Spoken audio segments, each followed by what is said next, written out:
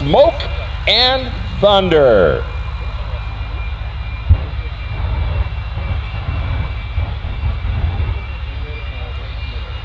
Thrust of this vehicle, 6,500 pounds with afterburner.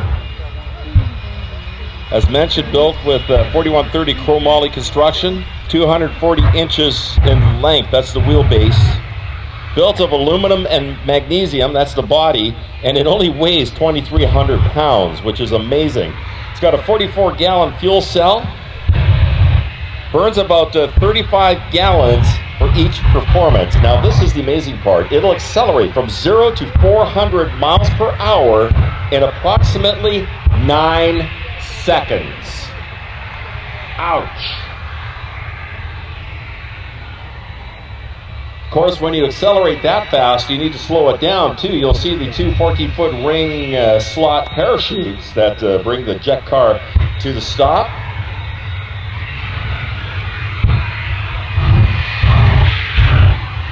Can you feel that? Can you feel the thump?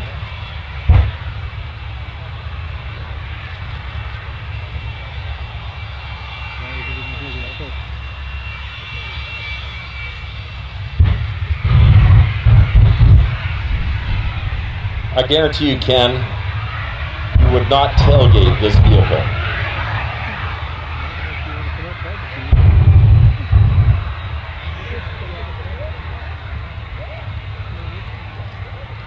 Okay, folks, we're going to go live to Smoke and Thunder. Bill Brock, how are you doing this afternoon? Now, how many G-force are you going to be experiencing as you launch off the starting line? When I light the burner and turn 12,000 horsepower on, I'm going to experience about 4.5 Gs. 4.5 Gs, that is incredible. So I understand you want us to count down your launch, is that correct? Roger that. If you get the crowd to give us a good Abbotsford countdown, that would be awesome.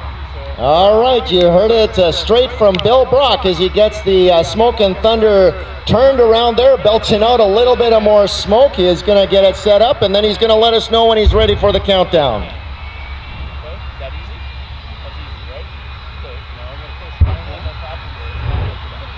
Alright, I think this Westinghouse turbine's ready to go. Give me about 2 seconds and give me a countdown.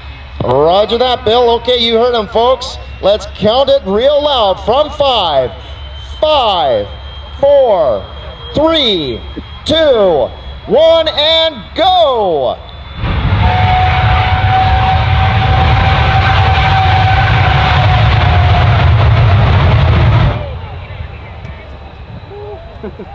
Woo. Wow.